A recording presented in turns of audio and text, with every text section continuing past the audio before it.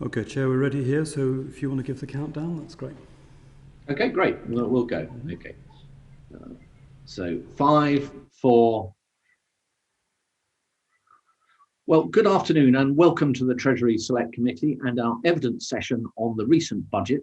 We're delighted to be joined by the Chancellor Rishi Sunak, who is also supported by Dan York-Smith. I don't think, Chancellor, we require you to introduce yourself, but perhaps, Dan, you might very briefly introduce yourself to the committee, please. I'm Dan York-Smith. I'm the Director of Strategy, Planning and Budget with overall responsibility for the budget. Great. Well, thank you very much to both of you for appearing this afternoon. And I think, Chancellor, we have you until 4:30. So we have a couple of hours to get through our questions. Could I start, Chancellor, by asking you this? So assuming that the epidemiological risks dissipate as we hope they will, so that we don't have a virulent return of the virus or some strain that evades the vaccines, etc. What do you think, in the absence of that, would be the top two key risks to the public finances and the recent forecast around the budget over the forecast period? Well, I think that the forecasts, Chair, already take the roadmap as their base case assumption. So they assume that you do get the virus receding and it's controlled and the restrictions taper off during the course of the year, as I think the OBR explained how they did that and were aided by the roadmap being published, obviously, in good time beforehand. So that's already in there. But I guess, even though the restrictions tail off, the impact of coronavirus on the economy and the public finances lasts for well beyond that period. You would have seen the OBR's analysis, their assumption of the scarring impact, 3% over the medium term. That number is obviously uncertain, and there are people who think it could be lower, people who think it could be higher. So that's probably the one number that has the biggest impact on the medium term outlook for the economy and the public finances. So I suppose if I rephrase my question, if it doesn't go to plan, the forecast comes in looking rather uglier than is hoped, what are the parts of that forecast that you think will have been found wanting? Well, I think I'll probably just stick to the base case, right? There are lots of things that, so there's downside risks, there's upside risks. I think mainly those will come in the short term from the epidemiological outlook, and I think the impact that has on the medium term productive capacity of the economy. I think it's fair to say economists are uncertain about exactly what that impact will be, and that remains, I think, the single biggest driver over time of whether things are better or worse than expected. I think the exact shape or the exact pace of the recovery, plus or minus 3 months, it's hard to know. But I think that is a more fundamental impact medium term. I guess what I'm trying to get at is, when you lose a bit of sleep at night, and I'm sure you do occasionally over the economy, I think we all do. And you mentioned downside risks. What are the downside risks that you particularly worry about? Well, I think that's the economic impact. Are you saying what are the downside risks, even if the base case epidemiological assumptions hold true, or the downside risks? Yes. If that turns out not to be the case? No, if the base case is currently cast around the roadmap comes to pass, right? Yeah. Beyond that, beyond that, exactly.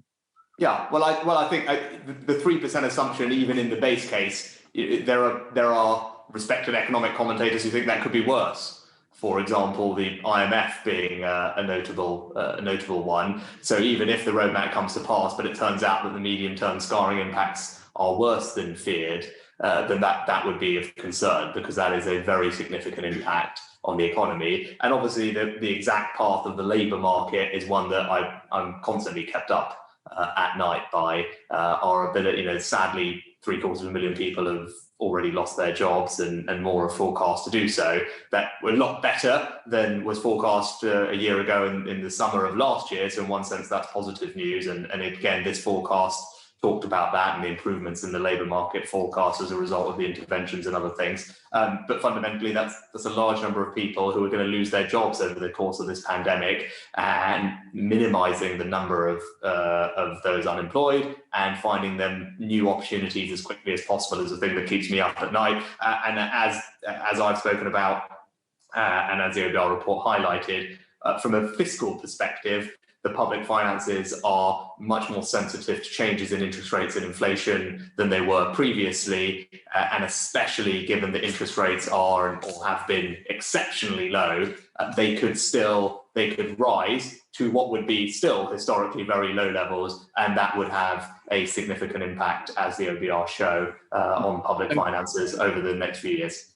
So, Chancellor, thank you. So you've touched there on interest rates, which I think is an absolutely correct thing to think about. So we even know that since the closing of the OBR's forecast, a 30 basis points increase in interest rates has already led to an additional £6 billion, yeah. £6 billion extra, which in fact, in terms of the forecast, I think reduces all the headroom that there is in the forecast for debt to be coming down in the latter part of the forecast as a percentage of GDP. So that sensitivity is very strong. What do you think? What are the risks around that? What are the things in your view that might drive rates going up, other than, for example, stonking levels of growth, in which case we're rather less worried about it? But if we're stuck in sort of the sort of forecast territory on growth, interest rates are beginning to spark up. What's causing that, and what is the sort of plan around that, if any?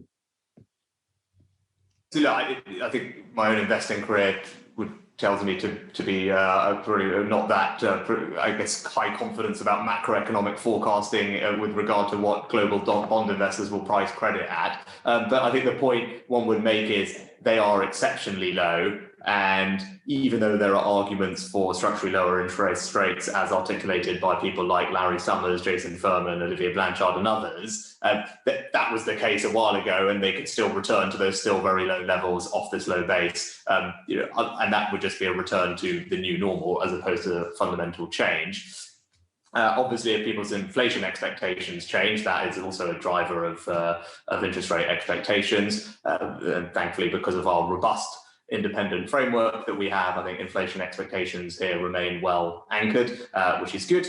And in terms of how do we address that, what we try and do is manage our financing in a way that is most supportive of insulating us against that risk. Historically, and I can't take any credit for this because it came before my time, previous chancellors have succeeded in pushing out the maturity of our debt. So on average, it's kind of double digit, 12, 13, 14 years. The G7 average is about half that. That helps. That is partially, though, offset, as the OBR, I think, had a box explaining, that is partly offset by the impact of quantitative easing and the asset purchase facility, but also we actually have more inflation-linked debt than most of our peers. But we published a new remit for the Debt Management Office alongside budget, which shows a desire to do as much financing as we can at the long end of the curve, and more than we have done historically.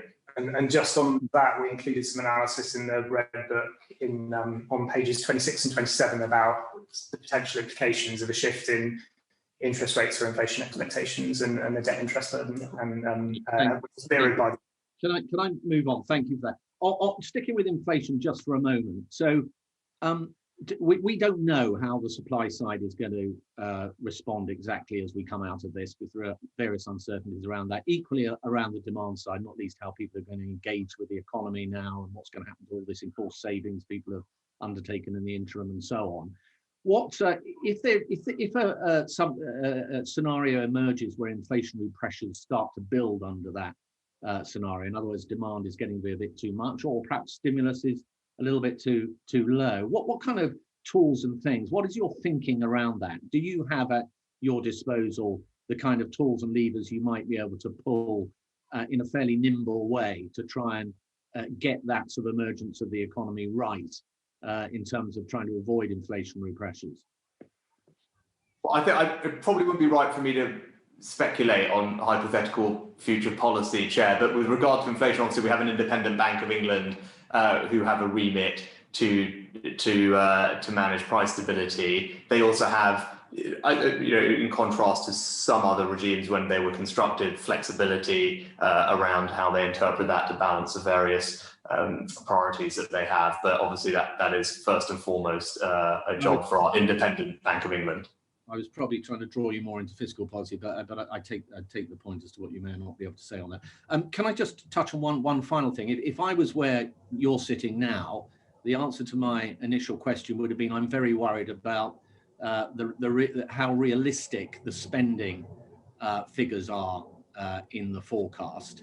I'd be worrying that there's no explicit provision for coronavirus spending on annual vaccinations beyond the current programme Test and Trace. I'd be worried about the backlog in hospitals and for operations and procedures, and growing. I'd be worried about the nurses' pay round and the issues around that. I'd be worried about education and that budget and all the children that need presumably more resources there to catch up the lost learning. I'd be worried about the railways, which are substantially state-owned and may well need significant bailouts in the future. I'd be worried about pressures for further extension of the UC uplift in due course. And that's even before I got on to worrying about the social care issue and the kind of demographic pressures there are building up as we go through time. Is it just not the case that the kind of numbers you've got in there and spending are unrealistic and are just going to come under unbearable pressure over the coming spending round and the years ahead? Well, I think on public spending, what you've seen since the start of this Parliament and this government is a significant uplift in public spending. So between over the two first years, this current year and next year, there's about a £70 billion increase in public spending across RDEL and CDEL, so across all kind of discretionary expenditure for departments. That's a historically very strong uplift, about 6% nominal over those 2 years from memory. 8% nominal and 5% in real. So, and then if you look at the forecast, so you're starting from a base that is significantly increased on where it was, and the forecast for future spending growth that are contained, which are assumptions, mechanically the same assumptions as we've held previously at 2.1% real in aggregate for the rest of the Parliament. What that would tell you for the Parliament is that spending growth of around 3.5% real over the course of the Parliament. That is very healthy spending overall by any historic sense, and obviously significantly ahead of economic growth over that period, and leaves the size of the state at the end of the Parliament at a level that we haven't seen in quite a while. So that the government, the state, will be spending historically very large amounts of money, both in terms of growth rates and as a percentage of GDP by the end of the Parliament. But how that is allocated is obviously a function of spending reviews. What happens to departmental resource spending from 2022-23 onwards? The back end assumption, hang on, I've got it. Over the course of the Parliament, it will be 3.4%, I think. And it's 2.1% real is what's in the budget book from memory. Yeah, I think it's a cut of 15 billion, isn't it? No, it's you're asking what the spending growth rate is. I think sometimes I'm asking what the cut in spending is, and I think it's 15 billion. No, spending grows over the Parliament and grows in every year. So I think what you're referring to are changes in forecasts from previous fiscal events. That's not a cut in spending. Spending is growing over this Parliament very strongly. It will start about 414 billion or 412 billion pounds at the beginning, and will end up about 100 billion pounds greater than that by the end. The real growth rate that implies for the Parliament is about 3.4%. Again, that's a historically high real rate of growth in public spending, greater than economic growth, and leaves the size of the state as a percentage of GDP at levels that we haven't seen for quite a while. So I think any which way you look at it, that's significant amount of public spending. But the way I'm looking at it is, it seems to me there's a 15 billion cut relative to previous plans from 2022-23 in the face of all the additional spending pressures you're likely to face, which I went through earlier. And I would have thought that would have been one of the areas where, in terms of the sleepless night analogy, if you like, you would have been worrying quite a bit about that. Well, I think with your question, I felt more was about exogenous factors that might happen to us. Obviously, spending is something that is within the government's control in that sense. And I'm comfortable that the spending assumptions contained would represent historically high growth rates in spending in excess of economic growth, which fundamentally is a good measure of what we can afford to spend. And if you look at where the state is, the size of the state, that's quite chunky by historic standards. Now, look, spending reviews are always times where we have choices. Governments have to make choices, and we have to have priorities. It was ever thus, and it will be the case going forward. That's the nature of it. All governments have to prioritise within a pie. The good news is the pie is growing at a rapid rate over the course of this Parliament, and relative to the size of our economy is a large pie. Okay, I'll wager with you now that those spending numbers are going to come under inordinate pressure over the coming years, but perhaps we'll have a pint of beer on it one way or the other, Chancellor. But thank you very much. That's my questions. I'm now going to go to Felicity, if I may, please. Thank you. Thank you, Chair, and it's great to see you both. My questions are on the state of the economy and of public finances. So let me go back to the OBR forecast of 3% scarring. Can you set out what the budget does to address that scarring, and does the budget do enough? And as a supplementary question, you alluded to the fact that there are some estimates that are worse than 3%. If we do find ourselves in that situation, what tools does Treasury have? I'm not asking you to predict future fiscal policy, but what tools do you have to address more scarring?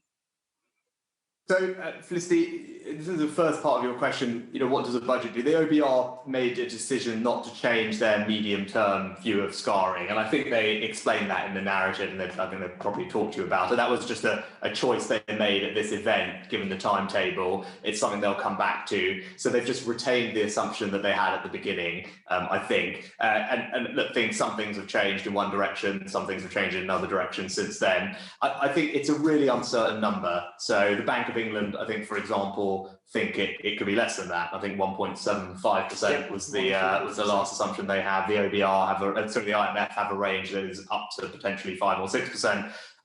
There are different components of the scarring impact, and I think that's the other challenge. And I think the OBR talked about 3, but there's an impact on labour market, and then there's an impact on capital, are the two that I would probably think about. Then there's a general total productivity impact as well. Now, what we don't know, Felicity, is the exact mix of those, how it's going to be impacted. This is quite unlike a typical recession. In the 1980s, for example, there was an enormous amount of capital scrappage and very specialised, higher skill, higher wage work that was displaced as a result of some of the changes in the that had quite significant medium-term impacts.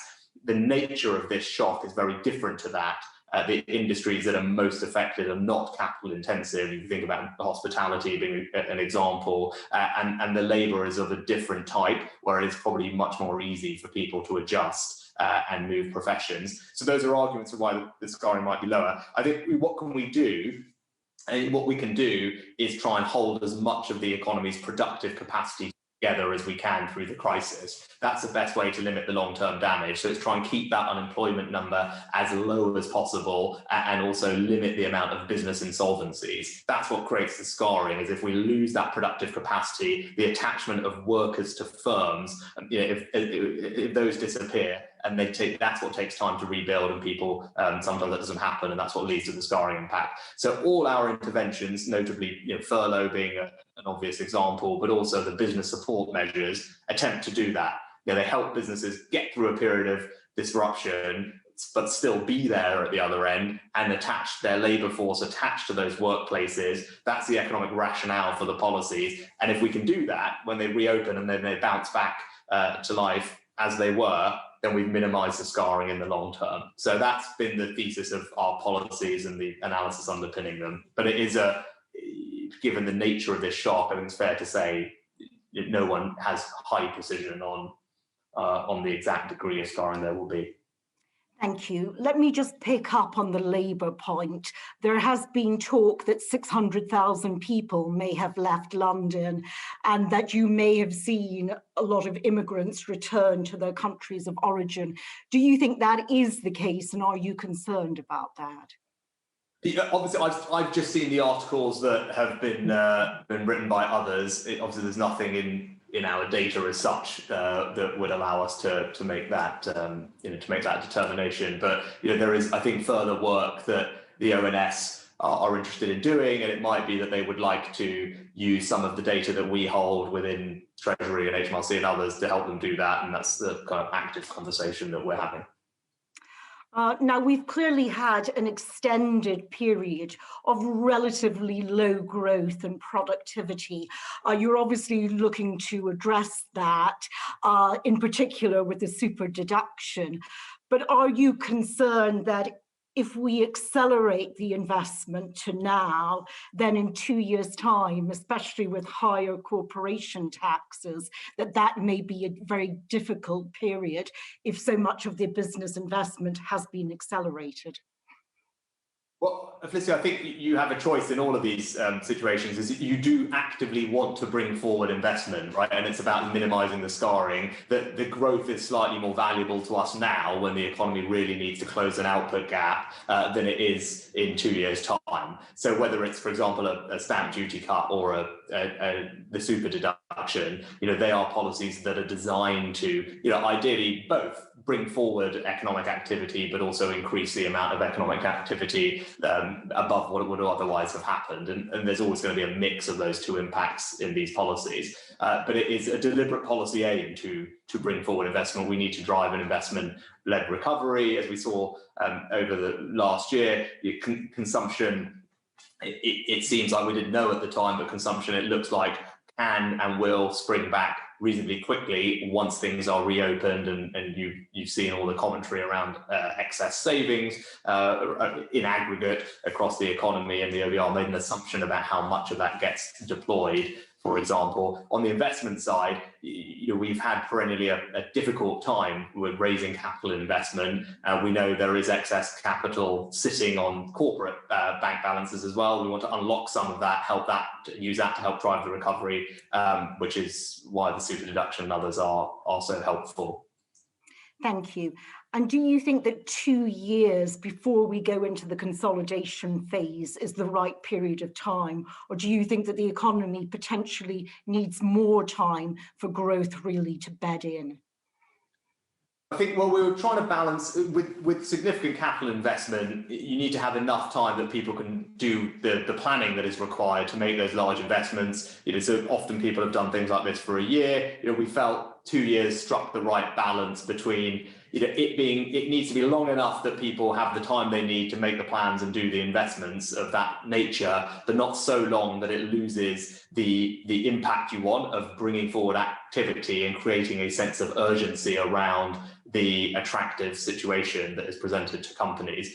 We think 2 years strikes the right balance for that. And then in terms of how does that dovetail with what's going on in the economy, you would have seen from the OBR an expectation that pre-crisis GDP is going to happen in Q2 next year. So that's a full year before the next phase of the fiscal plan. The Bank of England thinks that could happen in Q1 of next year. So I think that there's a reasonable degree of cushion between that and when the super deduction ends. It's also at the point, sorry, I was just going to add, it's also at the point at which the OBR judged that the output gap is effectively closed.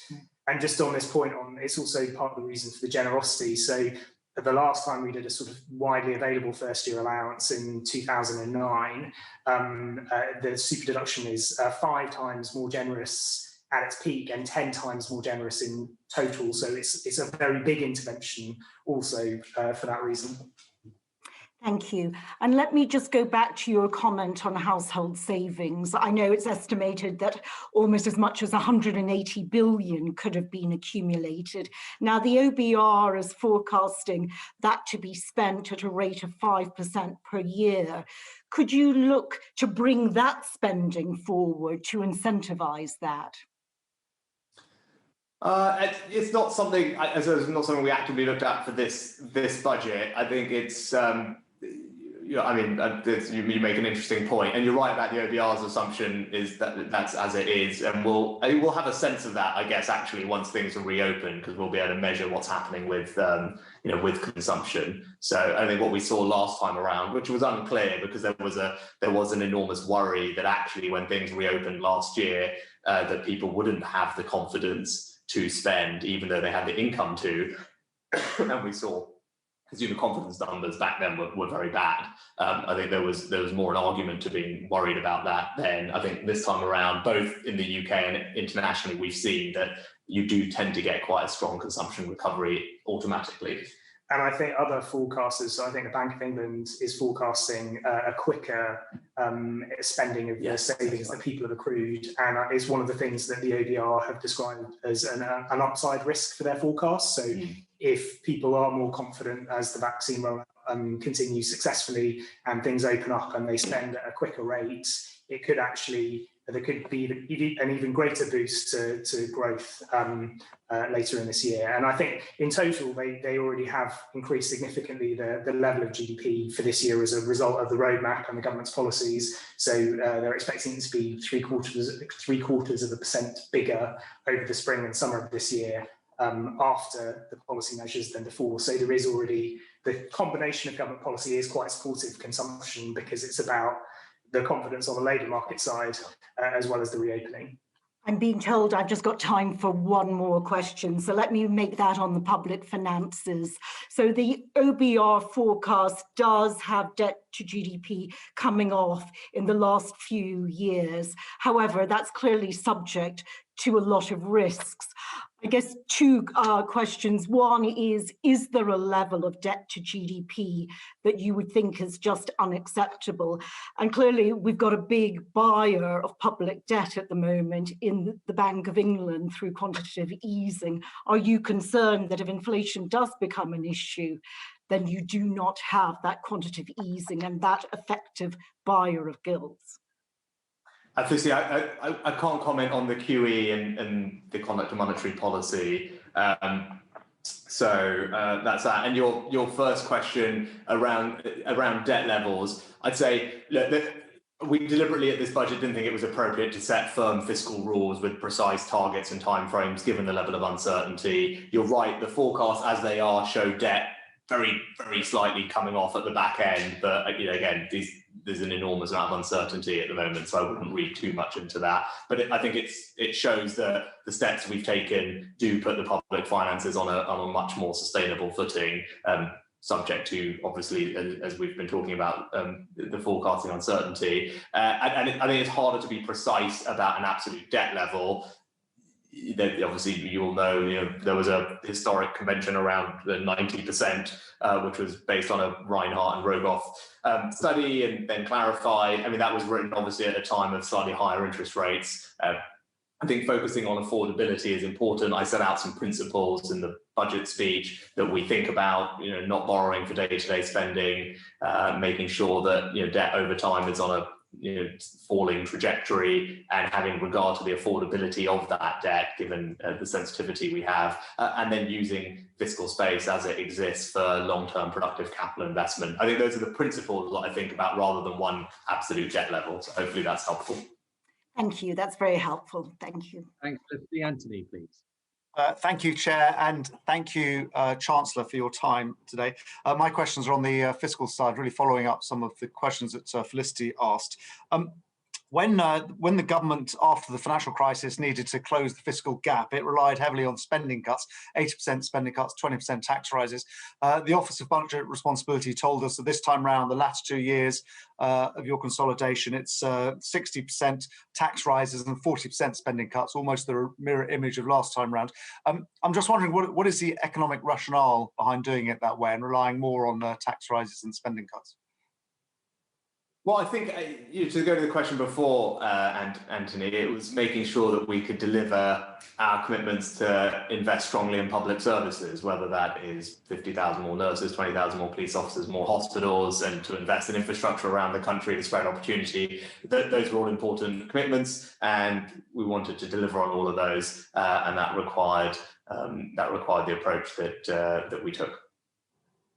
You mentioned in answer to a question earlier that we have a very big pie now, that the size of the state is the largest for some time to come, and the OBR in its report points out that at the end of your forecast year 24-25, the tax rises to 35% of GDP, which is the highest since 1969 when Roy Jenkins was Chancellor. Is this a new permanent state of affairs?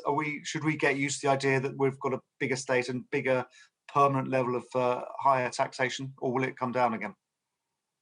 Well, I think, obviously, the government has to raise the money to fund the public services that it is committed to delivering. So those two things always have to be in sync. And, if there are demands on the spending side that are larger, it's reasonable to expect that those have to be paid for. I think I think most people would understand that. And that's what the forecasts reflect. They reflect a larger amount of public spending than historically, financed, as governments do finance it, largely by taxation and then borrowing getting to sustainable levels.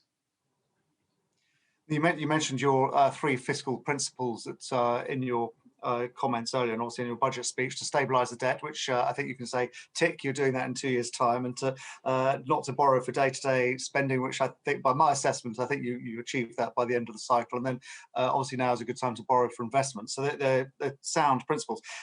You said now is not the right time to have new fiscal rules that the OBR can score you against. When would be the right time? And are you thinking about it now? When could we expect it? And do you have any thoughts of the guiding principles above and beyond what you've said at the moment? No. I think Anthony, once we have a bit more certainty about the medium-term outlook would be the appropriate time. I mean, that might be towards the end of this year, all being well, but I wouldn't want to 100% guarantee that. We're obviously dealing at a time of heightened uncertainty, and hopefully those principles are they're broad, but I think give you a good sense of what one might want to do. I mean, the precision with which you operationalise them, different people will have different points of view on. But as a general rule, not borrowing for day-to-day spending is a widely accepted, easily understood. None of these things are perfect, but it's a pretty decent approach to fiscal policy that has broad support. And then there are questions over, do you define that precisely to the pound? Do you have buffers that allow a bit of a give or take? Is it over what time period, et cetera, cyclically adjusted? But broadly, as a principle, I think that's widely accepted. And then debt being stable to declining, again, broadly straightforward. It's just a question of, again, what kind of time period, what kind of trajectory would you like to see? Affordability of debt is the one which is, I guess, more relevant now than it has been in the past because interest rates are so low. And to the chair's question earlier, one needs to be mindful of the potential impact on the public finances if that changes, and one needs to be looking forward about, okay, if rates are moving now, that has an impact to me over time, and I need to be thinking about that, and operationalizing that is probably a bit trickier. And we haven't, I don't think, had a formal fiscal rule that has done that. Well, certainly not in a while, I don't think. So thinking about how to define that is a bit trickier, but it should be part of the equation. You're absolutely right that obviously what ultimately matters is the affordability of it. But we don't actually, the government only has limited control over that in terms of long-term interest rates. And so it's something slightly outside your scope to manage. I'm just wondering, Felicity asked about the level of debt, and Gordon Brown, when he was Chancellor, he did have a target for level of debt of 40% of GDP, and he measured it every year, whether it was like 1% below that or 2%. I'm just wondering what you see is, you didn't sound like you wanted to target level of debt, but what you see is the downsides of being that sort of specific. What would be the arguments against it? Well, I think it would be wrong to assume that we know, and I think what we've seen is in an environment, it is a function of what the affordability of that debt is, and given that has changed quite significantly in a downward direction over the last several years, and one one doesn't know what it might change in the future. I think it's probably right to think more about trajectories of debt levels, building resilience for future shocks, and the affordability of that debt. I think is probably a better approach than trying to be precise about that. And you're right that those were the old. I think they were the old rules. They were the Maastricht rules as well. I think from yeah. The Maastricht rules, which have both on national debt and on borrowing and the deficit. Yeah. The 3%, if I remember rightly. In the budget, the biggest stimulus you have is obviously the super deduction over the next couple of years, which is directed particularly at businesses.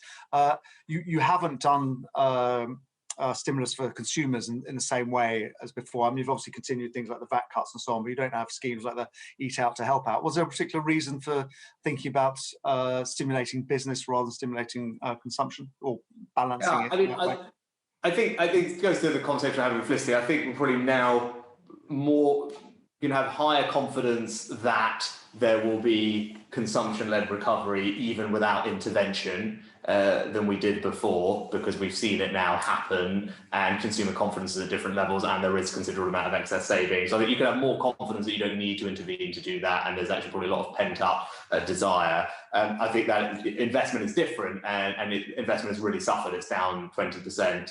Over the course of the year, or year over year, I think, and that unlocking that is probably something where policy can make a difference. So we thought that was right for us to focus, and that was based on conversations with many economists as well as we were formulating policy. That was a general view that when we had talking to lots of people about what they thought right policy for this point in the cycle was, that there was actually quite a lot of consensus on that point from people. And I would just say in the short term, things like furlough, self-employment scheme, and these things, in one sense, are consumption stimuluses. What are they doing? They're supporting people's incomes. Ultimately, that some of that will find its way into the economy. So that is actually, I think the OBR might even have talked about the demand benefit, the benefit on aggregate demand from things like CGRS and SAYS, which are, CGRS is a labour markets intervention, but also has the benefit of providing consumption support. Yeah, I would just add on that. I mean, obviously, also the ABR's forecast was for a strong recovery in consumption, absent additional policy, whereas their forecast for investment is significantly boosted by the super deduction. So if you were to take the super deduction away, you would have a very strong consumption recovery, but not a very strong investment recovery. So it's also about responding to what's in the forecast. I think all your measures to boost growth are obviously welcome. I know there'll be questions about that later. I have a sort of a high-level question about growth. When we had our economists here, we asked them about how to get down the national debt. Clearly there's tax rises, there's spending cuts, but growth is obviously a key way to reduce debt as a proportion of GDP. And you look back at the post-war period, and we had very strong growth in the 1950s, and really it was that eroded the national debt down to below 100% of GDP ultimately. Do you agree with the economists that actually we just can't rely on growth as much now as we could back after the Second World War? And so it's actually going to be traditional fiscal measures of tax rises and spending cuts that are going to have to do the heavy lifting in terms of balancing the books.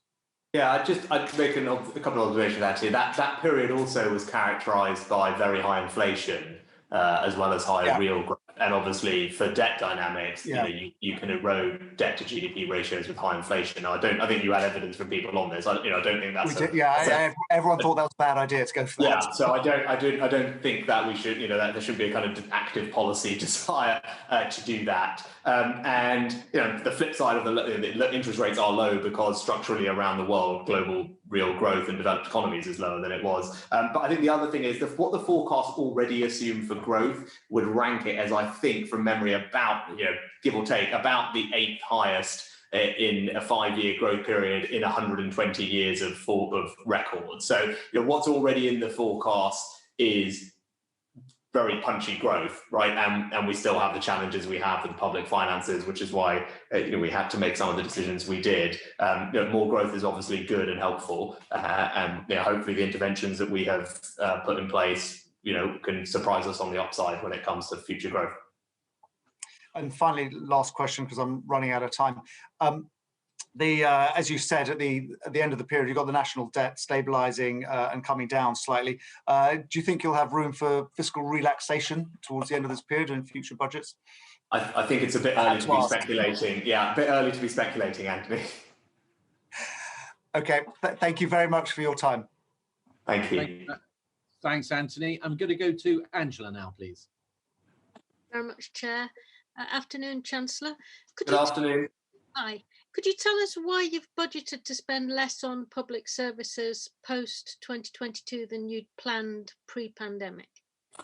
There's no plan assumption. That all that is, Angela, is a planning assumption, and all the change in this budget document has relative to the others is maintaining mechanically the same real terms growth rate of 2.1%, and that flexes with the GDP deflators as they change, and that's all that assumption is mechanically. It's the same assumption we've had for I think at least certainly the last fiscal event, or maybe the one before that. But it just moves. And the flip side to that is if the inflation estimates and the deflator estimates were higher and we didn't adjust the thing the other way, everyone would say, that's a real terms cut in spending assumption. So all we do is very mechanically adjust the medium term spending assumption by the GDP deflator change, and that's all that is. It's very mechanical. Okay. 16 billion is a mechanical change. However, I understand the explanation that you've given. So can we just turn to the negotiations for the NHS settlement for next financial year, which after all starts in 21 days? They haven't been concluded yet, have they? No, that's obviously got nothing to do with the budget, but no, that pay review body process progresses to a different timeline as it does every year and concludes in the summer. The settlement for the NHS is what I'm talking about. Obviously, that does involve pay. Sorry, the overall settlement for the NHS for the 5 years is already done. That was as part of the 5-year plan, where there's an extra £34 billion a year going into the NHS day to day. The NHS benefits from a long-term funding settlement. No, I understand that, but you've budgeted last year, understandably, for an increase because of the COVID costs in NHS budgeting. And my understanding is that you haven't yet let the NHS know what extra it will be getting this coming financial year because of COVID costs. So you're talking about COVID costs specifically. There's always a kind of ongoing perennial dialogue with all departments, including DH, about COVID costs for next year.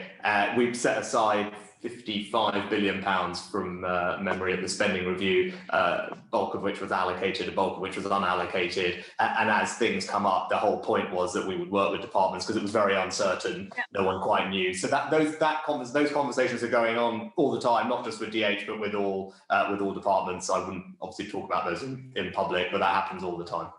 But 21 days to go, they still don't really know what they're going to get, is my understanding. So we talk to the departments all the time. They do have budgets for next year, but given the evolving situation, we are constantly, as we were over the last year, adjusting to circumstances on the ground based on what's going on. And that's why we put aside a very significant amount of extra funding for coronavirus this next year, £55 billion, not all of which was allocated at the SR to do exactly that. And the whole intention was it would be allocated over the course of the year, not all in advance of the year, depending on how things evolved. Well, let's hope they know before the new financial year actually begins. Can you tell me why you think that nurses are only worth a 1% increase, which in real terms is actually a pay cut?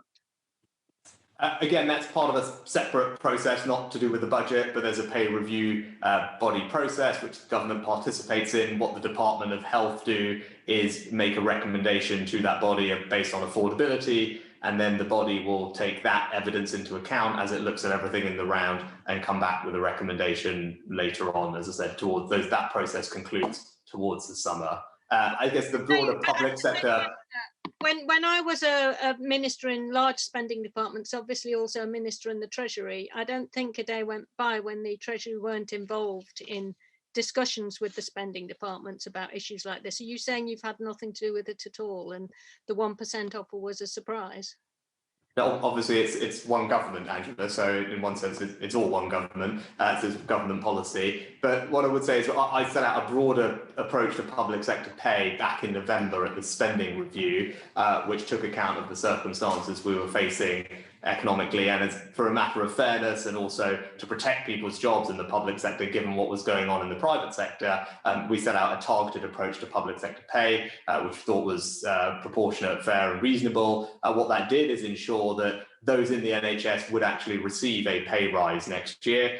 In other parts of the public sector, that will not be the case next year, but we did also protect those on the lowest income. So if you earn less than the median salary of about £25,000, just under, you receive an increase of at least £250 next year. So that's a targeted approach to public sector pay that was set out in November. It will mean that the majority of those working in the public sector will see a pay rise next year, but that's being done in a more targeted way in recognition of the circumstances that we face. But then the way that happens is departments have a process individually with their pay review bodies where they present evidence, and that happens bilaterally. Okay, I mean, I have to say, I think the response from NHS staff to the pay offer they've got demonstrates what they think about it, even though you think it's fair and reasonable. Can I go on and talk about value for money in expenditure, Chancellor? Because we've briefly touched on this when we've talked before, but procurement and value for money. Yesterday, the National Audit Office produced an excoriating report about NHS test and trace, £37 billion of public expenditure, and they said that they could find that it had no clear impact. Nick McPherson, who was a permanent secretary at the Treasury when I was there, said that this test and trace wins the prize for the most wasteful and inept public expenditure programme of all time. The extraordinary thing is that no one in the government seems surprised or shocked. Were you surprised or shocked?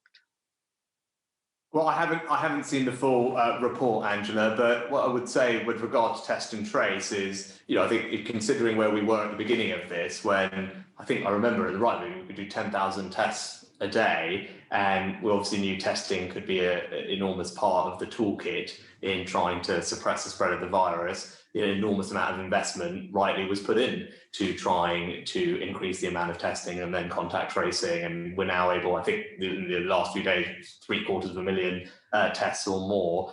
So that's a fantastic achievement. And I think the people that have helped that happen deserve a lot of credit for that, because it is an important part of our armoury as we combat this disease. And now our testing capacity ranks, I think, is one of the best internationally, but obviously the Department for Health and NHS Test and Trace run the operations of that.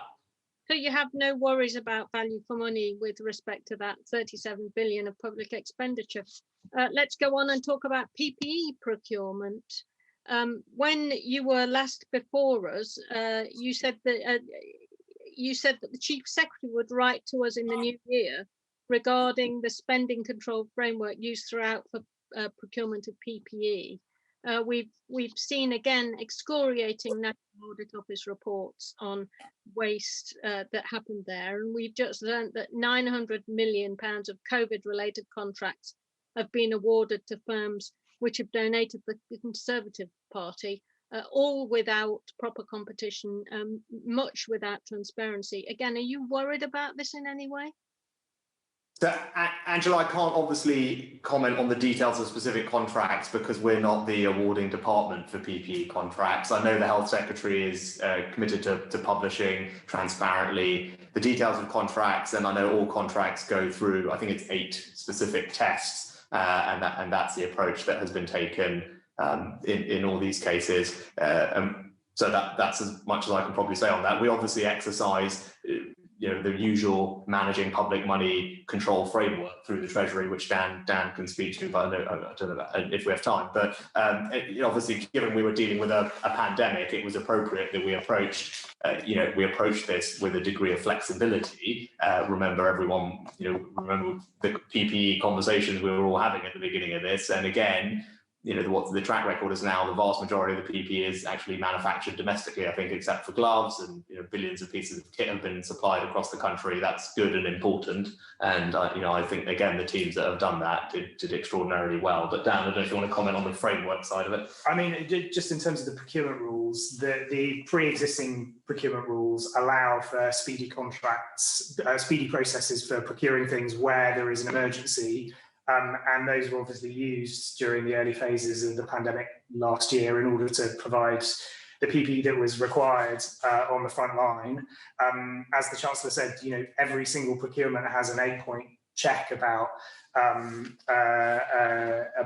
Sorry, I'm going to try and remember the eight points there. It has to go through. But you don't have to tell us the 8 points. I'm just concerned when a lot of public money is being spent, you've got excoriating reports from National Audit Office, and nothing seems to be being done to get a grip of it. You can talk about 8 points all you like, but there's an awful lot of waste of public money and resources that has gone into these two areas. You seem to be giving a technocratic answer. Parliament gave the government the chance to do this contracting without using the usual rules, and I would have thought it was the Treasury's role to make sure that it was done properly.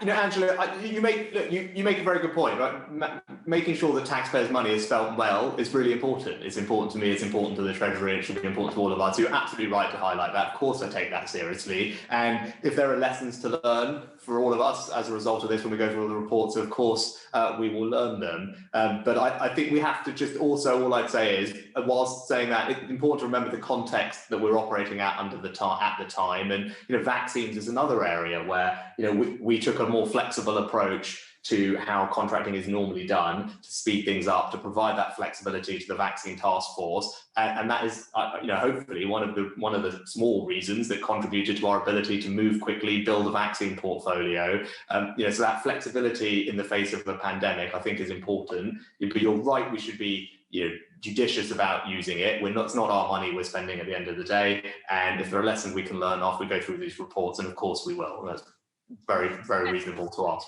One final question, Chancellor. In the interest of transparency, can you tell us whether you've benefited from the huge increase in the Moderna share price as a potential owner of Moderna shares?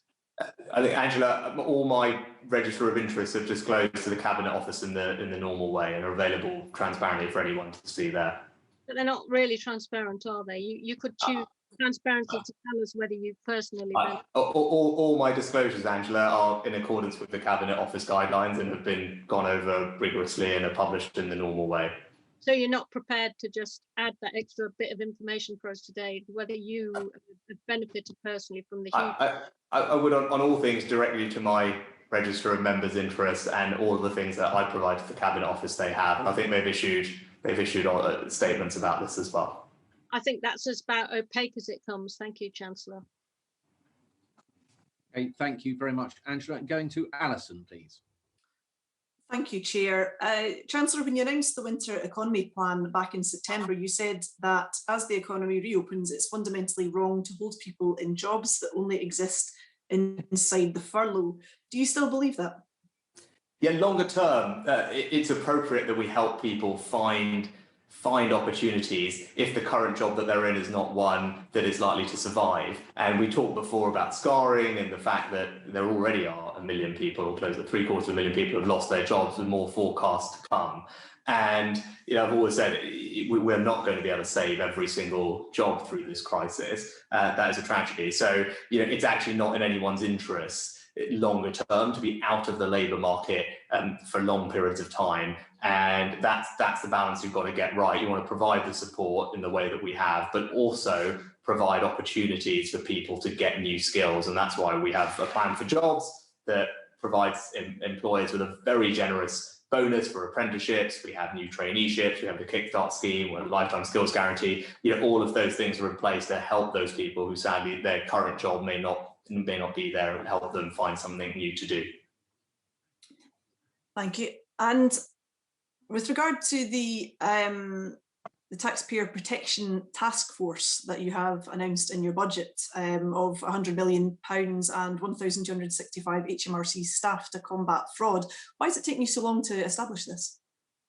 Well, I think we have regular fraud going on, checks going on all the time, Alison, and there's teams of people who have been working on this. What we wanted to do now at this moment is to significantly beef up the resources. Now we have a better sense of where we are with everything, and what this investment will do, the £100 million, the extra over 1,000 full-time FTEs, is use the information that we've learned, because we figured out how we can do targeting in a much more effective way using the data we have, and we're now at a different stage of the pandemic, which allows us to do that and create the resource to do it. And I think that that's the right thing to do, whether it's on some of the HMRC interventions like CJRS and others, but also on things like bounce back loans, where we're working with BEIS, the Insolvency Service, Companies House, to put in place some regulatory changes that will enable us to tackle fraud there. I don't know, Dan, anything? The only other thing that I would add is obviously one of the first steps in preventing fraud is the design of the schemes, and that was very much, even though they were designed at pace, the way we designed the schemes in order to try and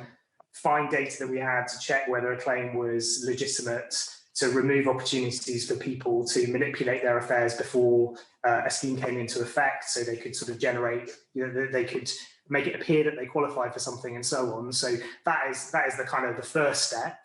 Obviously, as the Chancellor says, we now have much more data. I mean, HMRC are real experts at using their data to target interventions, because they collect a lot of data from different sources which tell them about businesses' activities in particular. And this is about actually giving them even further resource, given the stage that we're at, and also given that we're extending the schemes to minimise the opportunity for fraud, and in order to crack down where it is occurring and recover the money for the public. How much money do you expect to get back? The forecasts are in the, I don't have the number on the top of my head, but the forecasts are in the Red Book, Alison. So there's a line which explains the investment in and then the returns back over the back end of the scorecard. It's worth also bearing in mind that we think some of the return will come beyond the forecast period from memory. But Dan, if you've got the numbers. Yeah, I'm just trying to. It's well, so it rises to over £1 billion a year by the end of the forecast. So it's over 2 billion over the 3 years between 2023, 24 and 2025, 26. That's the mix of all the interventions, right? That's the mix of all the various HMRC's. That's the consequence of HMRC's investment in wider investment. It's not just coronavirus. There's general compliance. So there's a bunch of different initiatives under that. The details which are all there that build up to that number, which is typical at any budget. We will work with HMRC to see what. It's a bit of a shame, frankly, that you're now putting money into HMRC when people have been saying for a very long time that if you invested in HMRC staff, you'll get money back. But we'll leave that as it is. I've had many constituents who have been victims to some extent of furlough fraud, where their employer has made submissions, but that money has not gone to my constituents, and they've had nothing at all and haven't been able to claim universal credit either, because they are supposed to be employed, but they've not had that money. Will they get any of their money back? Alison, I'd be grateful if you could write to me with the specific names of the firms and the details, and we can pass them on to the fraud unit MHMRC, and delighted to look at that. That's obviously that's awful to hear, and that's great that we've got specific examples of it. Please do send them, and then we will get them onto the right team at HMRC pronto. Because it seems, in the way in which the fraud investigations are going about, that the companies will be pursued, but the constituents at the end of the day who haven't had their wages will still have no money at the end of it. Well, I mean, if you get the details over to us, then we can see what exactly, or over to HMRC, then they can see what exactly has happened. So. Okay, thank you. I will certainly be in touch on that. The Directors' Income Support Scheme has been proposed by the FSB and others. Where are you at in looking at those schemes, and will you accept that those who have not had any support from the government through the coronavirus do need to have some kind of money coming in? So the Financial Secretary to the Treasury has met with the particular groups. That we looked at that scheme in detail, and unfortunately it's not one that can be implemented without actually, following on from your previous questions about fraud, not leaving the taxpayer exposed to an enormous amount of fraud risk. And the basic problem, as you know, is that there is no objective, verifiable way to identify the groups of people that I think you're referring to. But we were able to make, I guess I'd just gently say two things. One is we were able to make quite a significant change in eligibility for the SAVE scheme by those who now have filed a new tax return for 1920 able to be brought into the system, which is great news. And that will bring just over 600,000 more people into the system, many of them for the first time, which is great. So that is one of the big things that people wanted that we're able to do. And then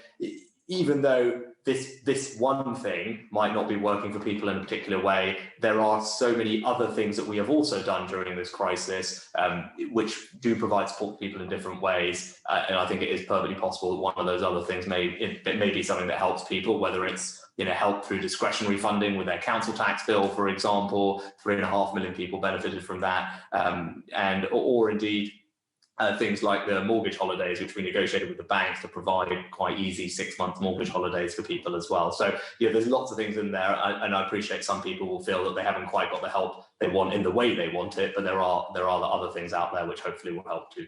Well, I can give you a pretty concrete example of a constituent of mine who runs a beauty business. She has been able to furlough her staff, but has had to pay national insurance contributions for her staff from her own savings. But as a limited company director, she's not entitled to anything herself. That's not fair, is it, Chancellor?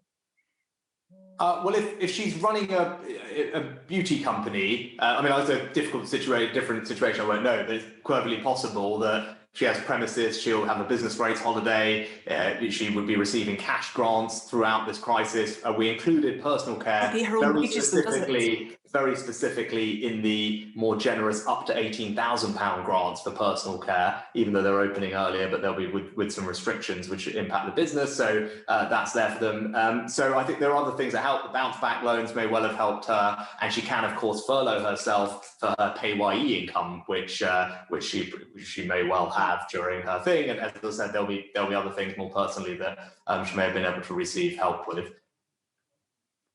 She can't, and I think that situation is still particularly unfair, given that she's done what she can for her employees.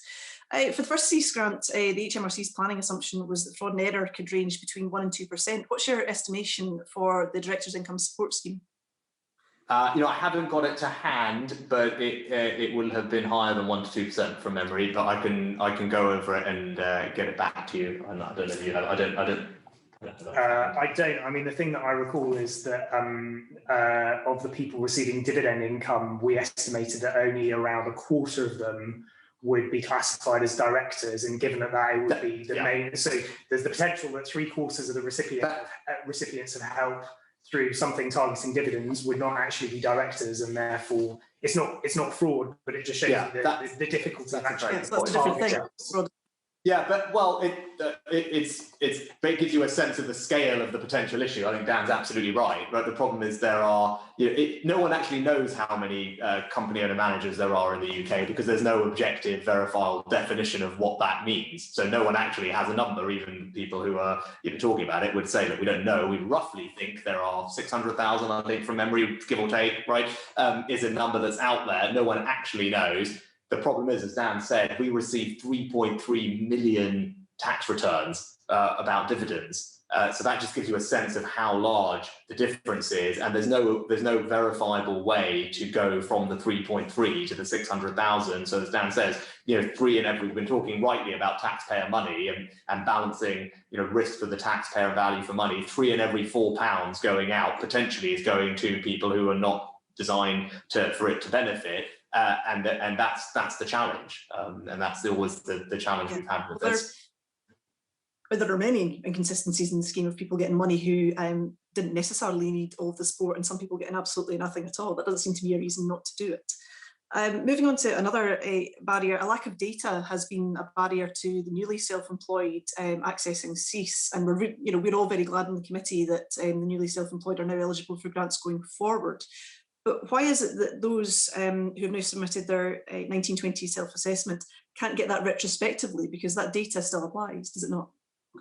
Well, I don't think, Alison, it would be right because if you're going to retrospectively do it for them, why not others as well? And I think actually, if you retrospectively opened up 3 point or however many million people's tax returns and SAYS grants and recalculated them all, that would be the sensible, appropriate thing to do. It would mean lots of people would have less money that they were given. You'd have to get all of that back.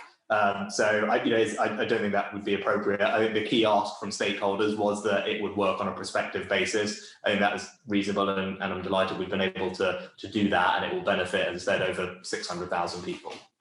Okay, thank you. And finally, 70,000 women who had their babies during the 3 years over which SEIS was calculated have clearly lost out. Why haven't you fixed this mistake? I think actually we do have guidance. We do have guidance that is out there around dealing with maternity leave and other things. But I know there's obviously subject to a court case as well, so there's not much more I can say on that. Okay, thank you. Thanks, Alison. And going to Harriet, please. Thank you, Chair, and thank you, Chancellor, for all of the hard work that you and your team are doing to give this unprecedented support to the UK economy. And I know that you published a household distribution and analysis, which shows that the support has very much been going to those on the lowest incomes. It's been very progressive. And given that this week we've got International Women's Day, I wanted to sort of take a gender lens as well. And clearly women have benefited more than men from the furlough scheme. Women have benefited more than men from the uplift in universal credit.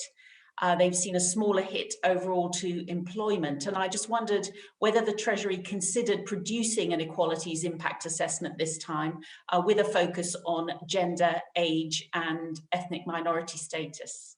Yeah, thanks, Harriet. And you are, you're absolutely right about the distribution analysis, which is in there. It's something that I'm proud of, and I think we said at the outset we wanted to make sure that those who are the most vulnerable did get the support they needed, and I'm glad that the distribution analysis in the budget document bears that out. And you're absolutely right to highlight the disproportionate impact that this crisis was having on women, given that they're likely to be in the industries that are most affected, and they have disproportionately borne the burden of the impact on schools and other things. So I'm pleased that when I last checked, I think the gender employment rate gap is at a record low, and that's including the last data that was for, down correct me, I think is October to December last year, which is so it's quite recent. And we know that actually you've seen larger falls in employment. I think you were hinting at this, among men rather than women.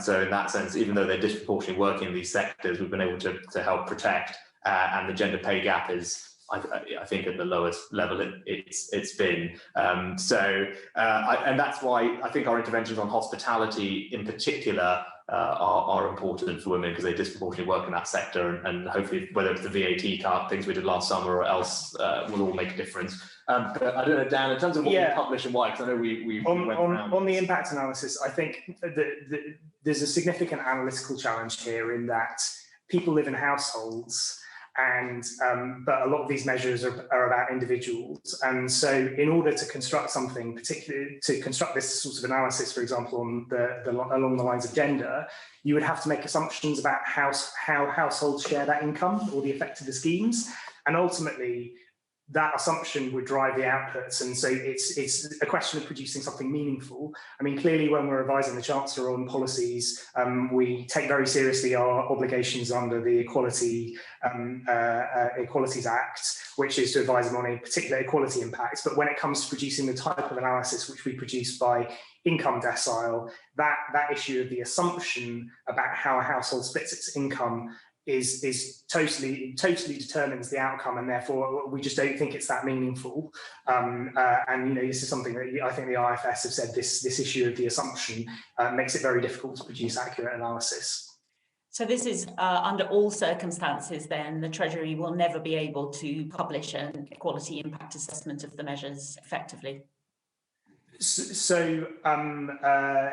In terms of the types of analysis that we produced on household income and the income deciles, the distributional analysis, I think it's hard at that. Yeah. I think it would just be so driven by the assumption that you make about the sharing of income within a household, that it would render it not very meaningful, because how you show that assumption would drive the outputs. So I think it's not a question of it's not technically possible. It's just it wouldn't meaningfully add to people's understanding of the impacts in the way that the income decile analysis, which is now well established, and we produced it on a different basis recently. So looking at as we did with the ad hoc release last year about the impact of the pandemic and the government's response to it, particularly the furlough scheme by income decile, that sort of new analysis we've not done before, but again, it's this household versus individuals within a household, which really is very tricky. No, I'm not, obviously the protected characteristics, but I completely agree with the point about the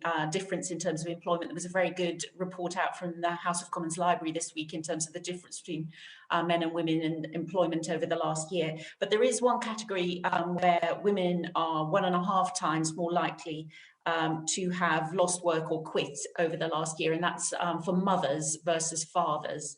And Chancellor, you yourself said last week, we owe mums an enormous debt of thanks. And I just wanted to pick up on my colleague Alison Thulis's question about this issue around maternity leave, because we very much welcome the inclusion of the additional 600,000 people into the self-employed income support scheme. I know that it is a live court case, and that does limit what you can say, Chancellor, but I just wondered if you could share with the committee whether or not you considered, in the run-up to preparing and publishing this budget, you considered how you might rectify that issue. So Harriet, I'm not being difficult. It's just because there is an ongoing court case, it's difficult for me to say anything. But what I can do is, when we design the policies, we have these things in mind, and that's why the guidance which we published at the time, acknowledged it and provided flexibility in a different way to think through it, to try and provide what we could, best we could, try and address some of the challenges that it poses. So beyond that, I can't say anything else. But we did think about it even as we were designing the policy, as you would expect us to, rightly. And you are right about mums. And one thing that I am pleased that we're able to do, and it was important for this reason, was to keep childcare settings in early years open. We will have lots of difficult judgments to make about what to do to suppress the spread of the virus, but as we allocate our budget, as the Prime Minister talks about it, keeping childcare settings open in early years is something that I think hopefully has made a difference and helped parents. And just more generally, sorry, I was just going to add on that there have been a number of things over the course of the last year where, for example, explicit guidance has been given to employers about their ability to furlough employees who can't work because of childcare responsibilities. We've made changes to ensure that people who were on parental leave and then returned after the furlough cut-off date were eligible for furlough. Likewise, people who went on to maternity leave after a period on furlough, that their maternity entitlements were calculated correctly, and so on. So where we've identified issues, we've tried to build it into the policy. Thanks. Can I just quickly turn to the domestic abuse, where you added another 19 million to the budget, including 15 million for perpetrator programmes. And I've certainly seen in Worcestershire how effective perpetrator programmes can be. Is there any evidence that you can share with us in terms of those being more effective than other approaches, or do you have any particular value for money points you want to make on those? Yeah, I guess one of the hidden, maybe hopefully not that hidden, tragedies of lockdown has been the increase in domestic abuse and calls to the hotline. I forget the stat, but they were up very considerably. The spending review provided a large chunk, £125 million additional for local authorities for next year, so they can meet all their new duties under the domestic abuse bill. So what we announced at budget was £19 million, and that was split. £15 million was for perpetrator programmes, and then £5 million was for a piloting of respite rooms, and it's based on a trial, a successful. So both of those are, these are smaller amounts of money to trial new things and gather more evidence and hopefully make a difference, which can inform future policy making. The perpetrator programme, I think, is modelled on something called Drive, from memory, and I think there's obviously would be a Home Office thing. I think that the Drive program showed that it could reduce domestic abuse by 80% from memory, and controlled behaviour was reduced by 70%. So that's what that's based on. I can get you more details from the Home Office, and then the respite rooms are based on a programme that is already being trialled in London. I think they're called green rooms from memory, but I'll have to get you the name. But so we're basically trying to scale those things up to try them in a larger fashion. But they're based on evidence that certainly the perpetrator programmes work and benefit women. Thanks. And now turning to the very poorest people in the world, the announced change in terms of the aid budget from 0.7 to 0.5. Obviously, it is still the law of the land that you try and spend 0.7. I appreciate that you can make a statement to Parliament to say that you haven't achieved that. But what is your plan legally to do this within 2021, 2022?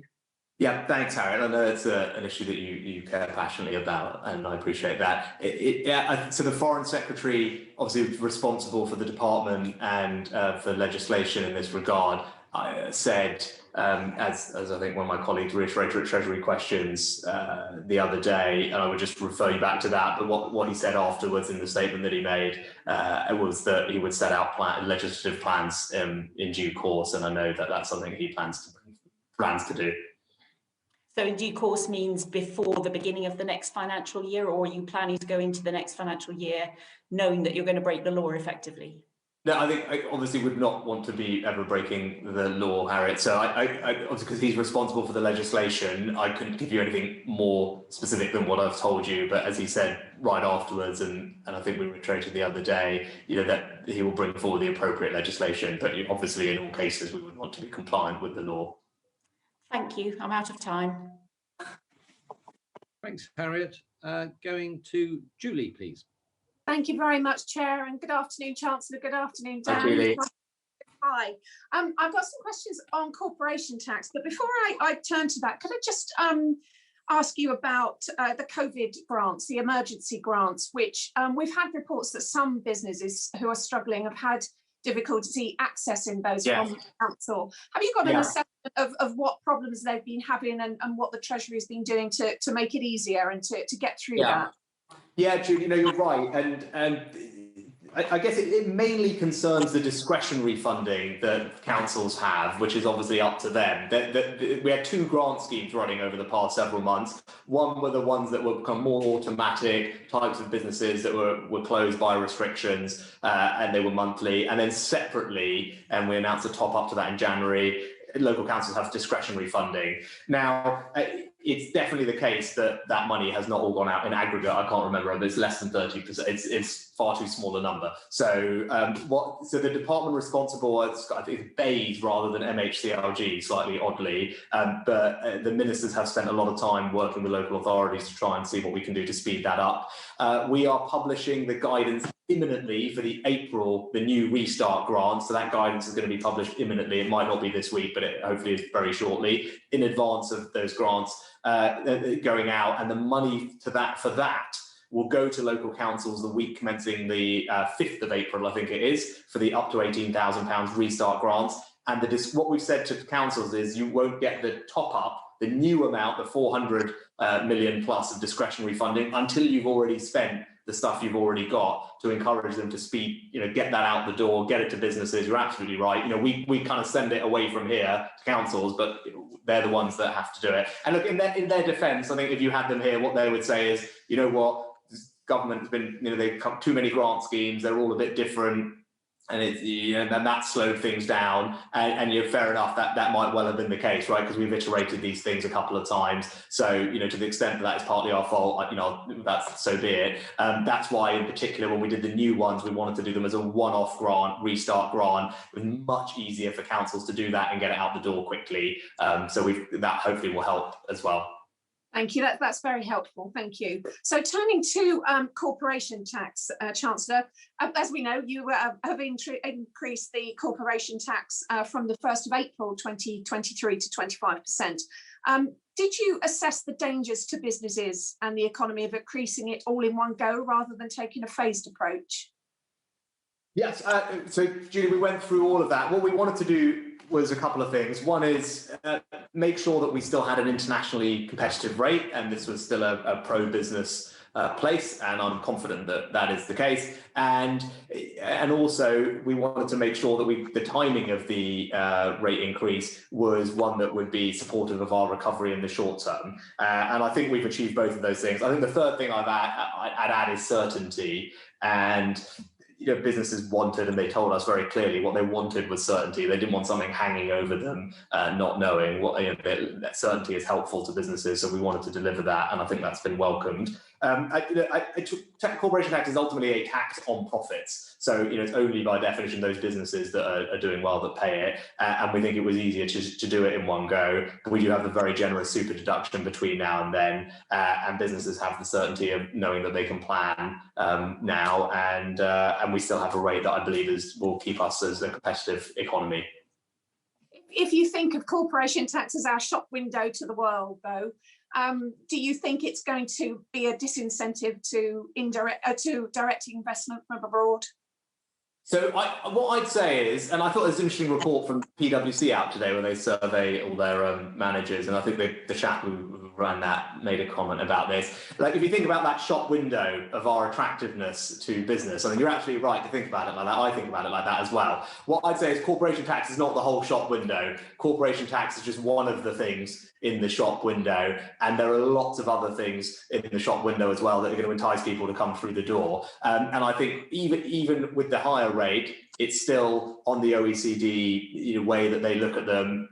The lowest rate in the G7, the fifth lowest rate in the G20, with only Indonesia, Saudi Arabia, Russia, and Turkey below us. Obviously, lowest in the G7. The US is forecast to go up much higher. Is the stated plan of the administration there. And as what's clear is, if you, for example, the chap from PwC today was saying, or the chief economist from Ernst & Young said a little while ago, actually, corporation tax rates are probably not the significant driver, as long as they're in this kind of range. The things that companies are looking at are things like skills levels, infrastructure, and even in the tax system, this is what the PwC chap said, it's not just the headline rate, it's the overall package of the tax system. How easy is it to use? What are the other reliefs that are in place? For example, supporting things like R&D. So that's what I'd say. I think if you look at the shop window as a whole, there's lots of things in there, lots of goodies that will just make sure that this is a really attractive place to come and do business. And I'm confident that will be the case, even at the slightly higher rate.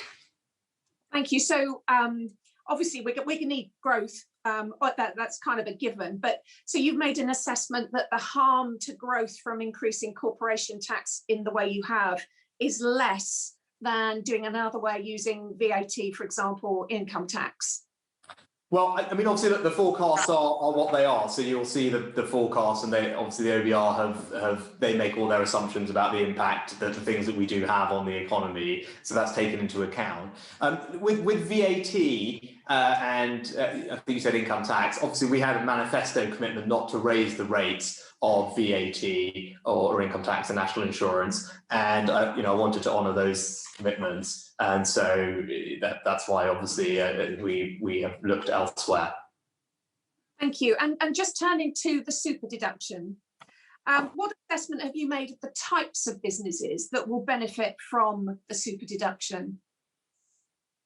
Well, hopefully lots of them, but it will be those that invest in capital equipment predominantly. It's capital investment where we have had the but the multi-decade challenge, where if you look since the early 90s, we ranked lower than our European competitors, Australia, Canada, America, when it comes to capital investment as a percentage of GDP. And we know that capital investment is good because it drives up productivity and it creates jobs, it spurs innovation. So, and it can hopefully play a really important part in our recovery over the next year or two. So businesses that make capital investments, those are typically long-term decisions, big amounts of money. I think they're the ones that will hopefully sit up, see this, it's very generous, grab their attention, and incentivize them to do things that they either were not going to do for a while or that they weren't going to do at all. And I think we would all benefit as a result. And as we take the case that it's a powerful investment, it's limited to plant and machinery. So was there a case, for example, to extend it to more intangibles, IP, for example, and other areas? Right. Well, I'll make one observation. I know Dan will probably add another comment on intangibles. I'd say, look, the other things we have in the tax system are the R&D tax credits, for example, which are, again, the OECD have a ranking of those, and we rank relatively favourably for the generosity of those. They're split into two types. There's something called RDEC and something called the SME tax credit. What we announced the budget actually is quite a wholesale kind of consultation to look at what do we need to do to make sure that tax credit, or that tax incentive for R&D is internationally competitive and takes into account of how R&D is being conducted today. So, for example, things like cloud computing are not considered R&D under the definitions. There's an argument for maybe changing that. So there are some things we're looking at there.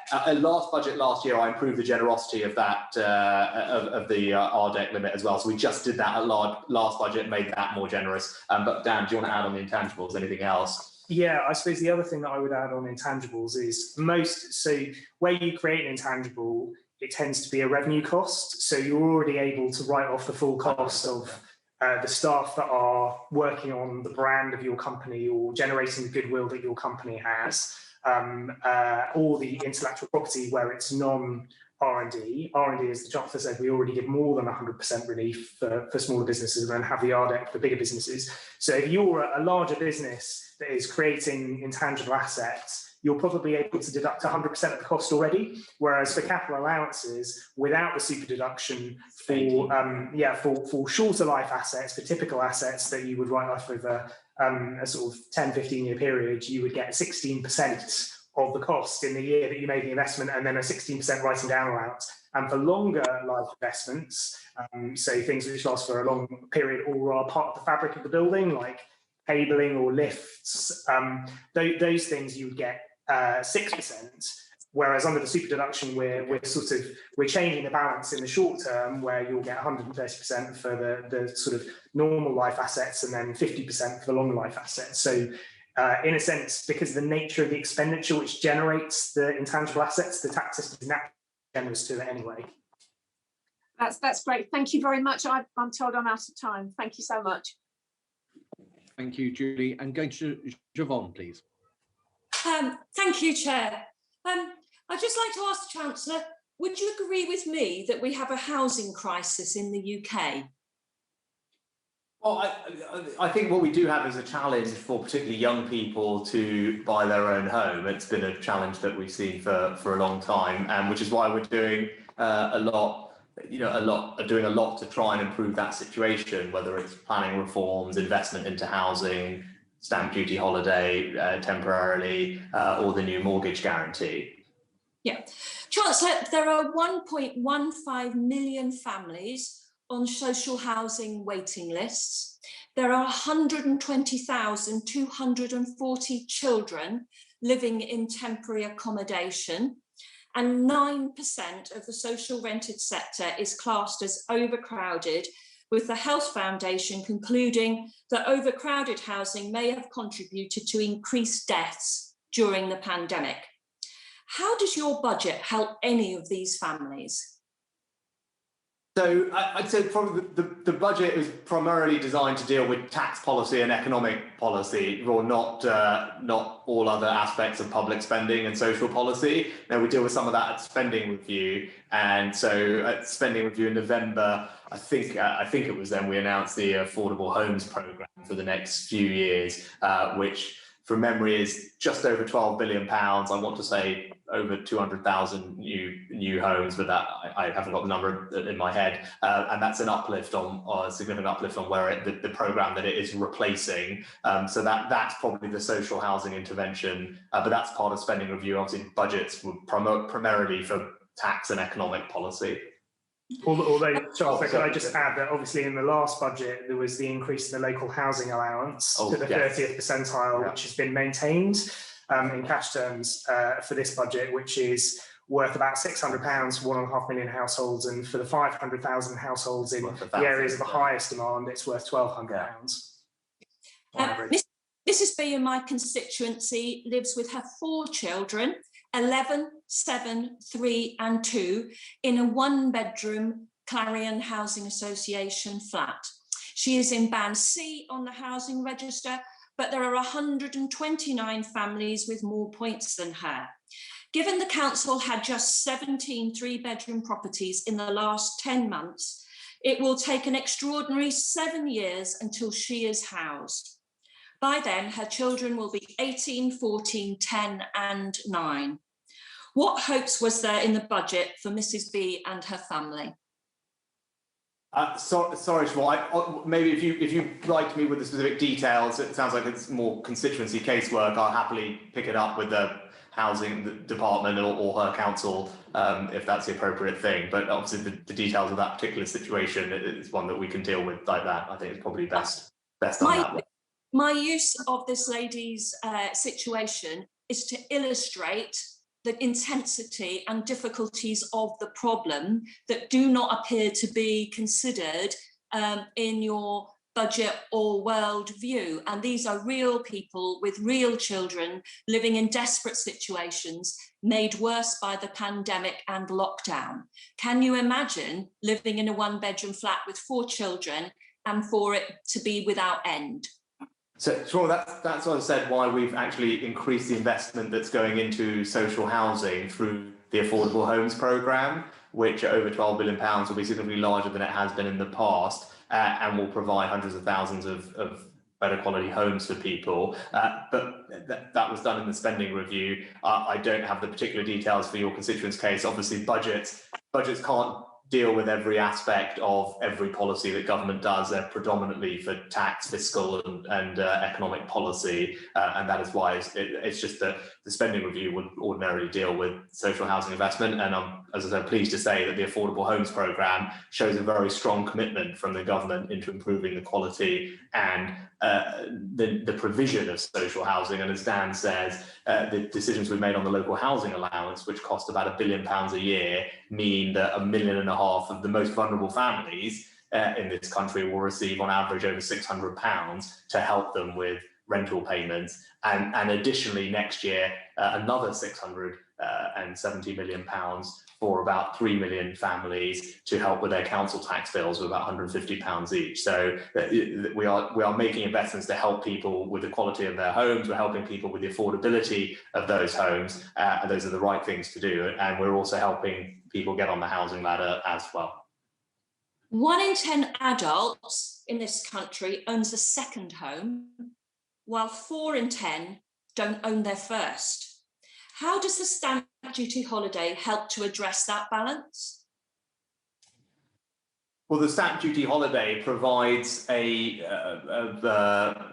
a holiday on stamp duty, which will help people because it reduces the cost of buying a home. But we do have a more permanent. The stamp duty holiday is temporary and will taper down after 3 months. At which point the first-time buyers benefit from a £300,000 stamp duty holiday, which means that about 80% of first-time buyers don't pay any stamp duty at all. I think it was the last stat I saw.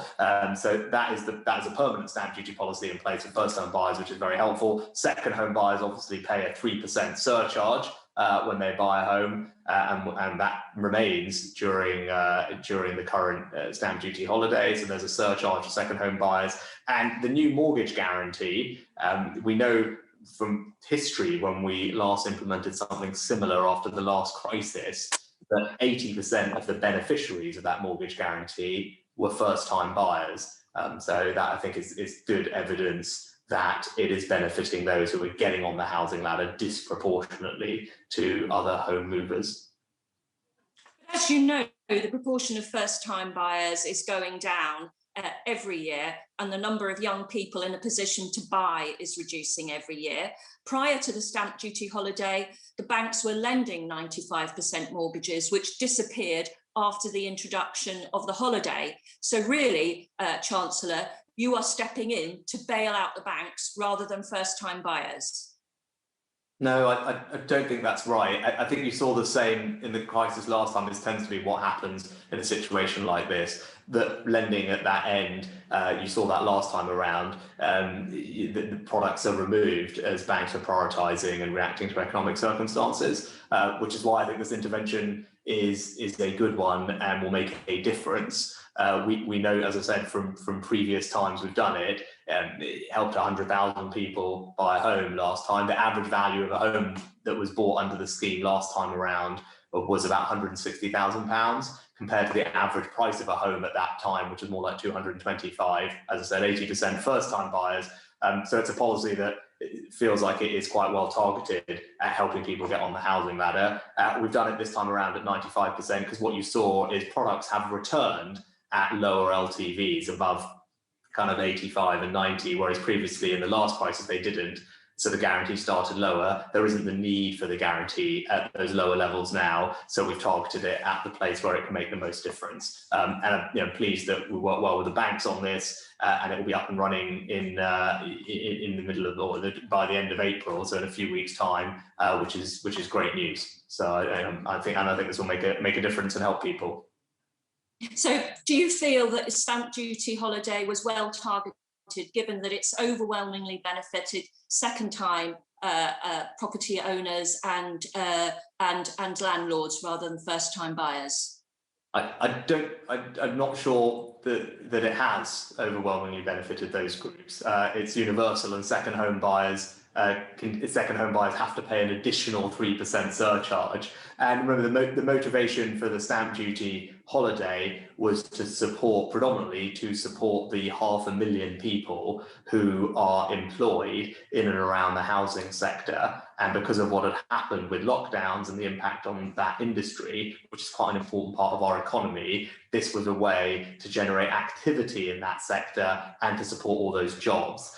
So those 500,000 jobs are being supported by this intervention, and that is the reason that I think it is helpful and valuable. And you've seen that reflected on the ground in the economic activity and the jobs that it has protected. So yes, I care very much about those 500,000 jobs, and this is and construction activity completely stopped in the last time around in spring, and there were serious concerns about that.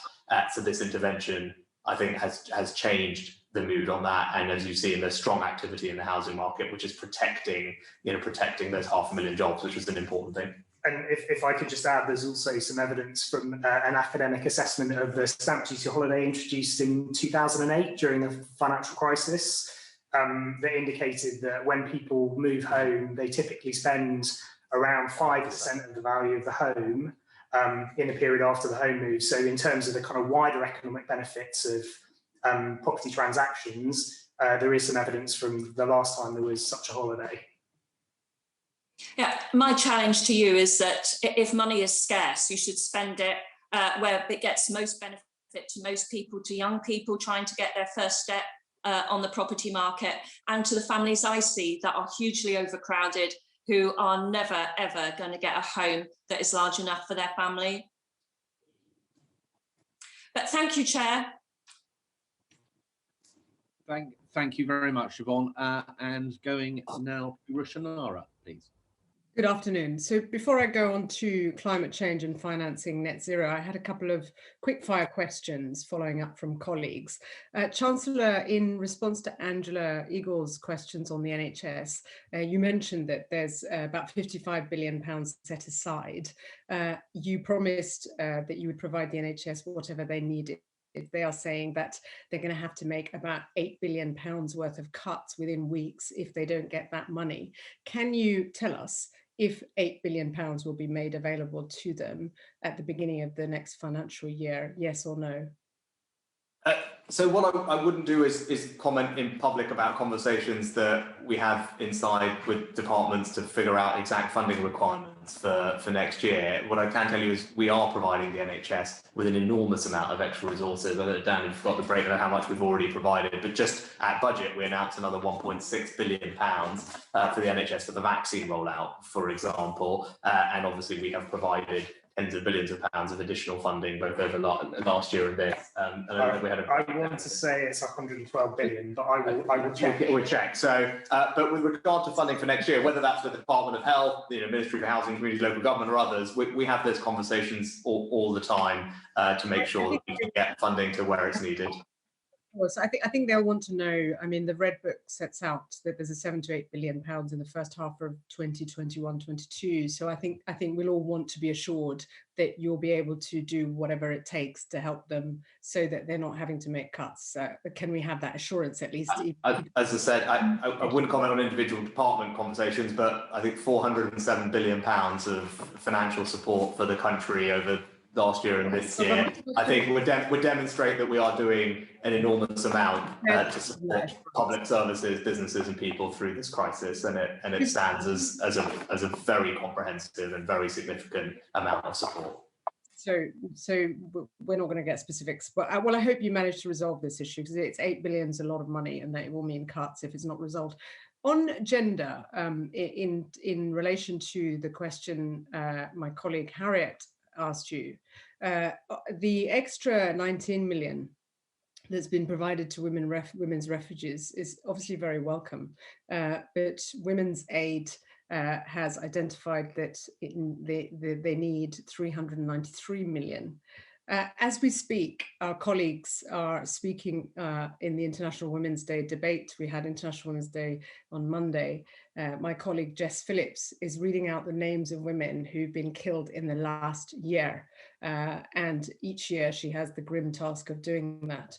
Do you think that given that in the pandemic in the last year, the level of violence against women has gone up dramatically, do you think that this is a moment that you should be increasing the budget and providing the amount that Women's Aid has called for? And in those discussions with departments, will you consider doing that, Chancellor? That's why I think you're absolutely right to highlight the impact, the increase in domestic violence through the pandemic. Right? It's one of the costs of what we're doing when we talk about all the different costs of lockdowns and the difficult decisions that have to be made. You're right to highlight that this is something that has happened as a result of people being locked down. So, and that's why at spending review in November we provided an extra £125 million for domestic violence to support all the ambitions in the domestic abuse bill, which supports victims and their children with safe accommodation. I think that's really important. I think that's well funded, and I believe at the time was warmly welcomed. And these extra investments will help trial and expand some new initiatives, which the evidence suggests can also make a significant impact into keeping women safe, and that's why we made those announcements as well.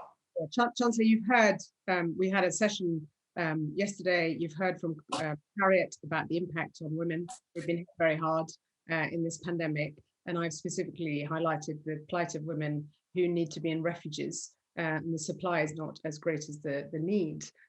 So I just ask you to look at this in terms of the scale of what Women's Aid has spoken about, because it does feel like women's concerns are not being taken seriously enough, the impact on women in this pandemic and in terms of wider economic impacts are not being taken seriously enough by this government. Just moving on to climate change. You amended the remit of the Monetary Policy Committee to reflect the importance of environmental sustainability and the transition to net zero, which is very welcome. So thank you for doing that. How do you hope that this will impact the MPC's decision making? And when will the remits of the Financial Conduct Authority and the Prudential Regulation Authority be amended? So it's for the Bank of England to interpret the remit, and I think they have said that they will reflect on it and publish how they think it will allow them to do things differently. So it wouldn't be right for me to comment on that. So the only thing that I would say is I know that the governor has previously said that he's interested in how they might adjust their approach to the corporate bond purchase scheme to be some more supportive of the transition to net zero, and indeed some other central banks have a regard to sustainability and net zero outcomes for some of their interventions. But as the Chancellor says, the specifics are for the bank to interpret, but that's certainly something the governor has said in the past. Okay, well, you may not want to answer this question, but I'll try, Chancellor. Do you approve of monetary policy being used to discourage investment in carbon? And was the change in the remit designed to give the bank cover to do so? I'd say I can't comment on monetary policy, and as the Bank of England governor said that they'll set out their approach given the change to the updating of the remit in due course. Okay, well, I'm going to move on in that case to the international arena. Tackling climate change requires a global response. I was born in a country that is one of the most climate vulnerable in the world, and it's likely to face some 30 million climate refugees. The UK has got a very proud record, as Harriet mentioned, of international development contribution and cross-party agreements. That's been broken by you, in fact, because of your decision to cut the aid budget. You've stated that there are reasons for that, but it literally means slashing budgets, and it will lead to people dying. And it will undermine the effort to get developing countries to make the adaptations in relation to climate change and the mitigation. So can you explain why that is justified, and does it not undermine the net zero effect and our responsibilities to developing countries that also need to work to help to reduce carbon emissions and to protect people? Well, what I'd say, it's not a decision that we took lightly, as I said at the time, and it's about priorities, and it's about facing the most difficult fiscal and economic circumstances that I think any government or the country has faced in a very long time, and responding to it in a way that we think is both responsible for the economy but also fair. And given that, we thought it was right to prioritise resources at this difficult time on things that we've just been talking about, whether it's domestic abuse, whether it's the NHS, whether it was social housing that Sean was talking about. Those are all priorities that we do have to also fund. And given we're in a difficult situation, I thought it was reasonable that we focused on those domestic priorities at this difficult time. But that doesn't mean at all that we are retrenching from being an incredibly active and generous country when it comes to supporting those who are vulnerable around the world. We will remain even at 0.5%, which is the equivalent of what we're spending this year, the second most generous G7 economy as a percentage of GDP. It will be significantly ahead of the 0.38 or 0.36% that the OECD average spends, and we will remain the largest donor to most international bodies.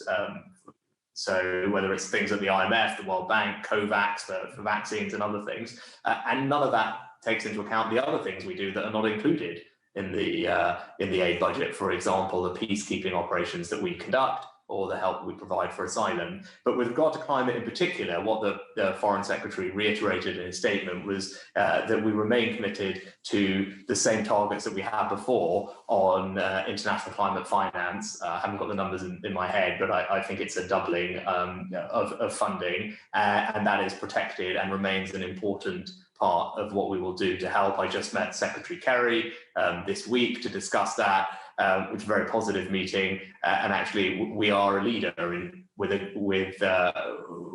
a leader, I think, globally with our track record on this and the example that we've set, both by our actions and by our resources, and I think others will follow. The last thing I'd say is spending money is only one way to help. Innovation is also another way, and because of what the investments we're making in R&D to catalyze new technologies, and actually showing global leadership on things like disclosures through the G7, all of that is going to enormously help as well. And the budget talked about that. It talked about the disclosures, which I'm trying to champion through the G7 and G20 this year. Talked about carbon voluntary offset markets. I think there's a whole host of things we're doing which will make an enormous difference to countries around the world. Some people would say slashing budgets by half in conflict zones is not going to help Britain's reputation and doesn't show a sign of leadership. So can I just ask, is this something that you expect to continue, keep the 0.5% level and enshrine it into law, or is it going to be a temporary change? Could you just clarify that? Given... I think it can be both, because the Foreign Secretary said we'll bring forward legislation or appropriate legislation at the appropriate time.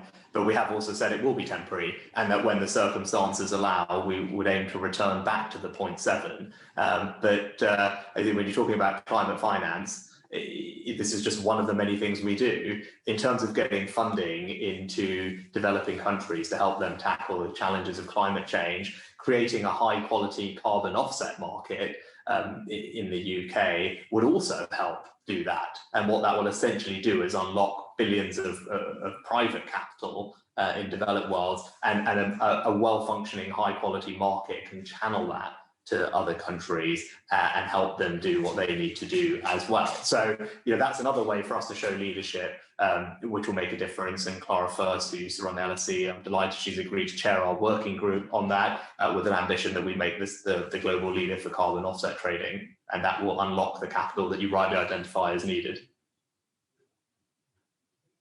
Thank you. Thanks very much, Rushanara. And just finally, Steve, please. Thank you, Chair, and I refer to my registered interest in GlintPay.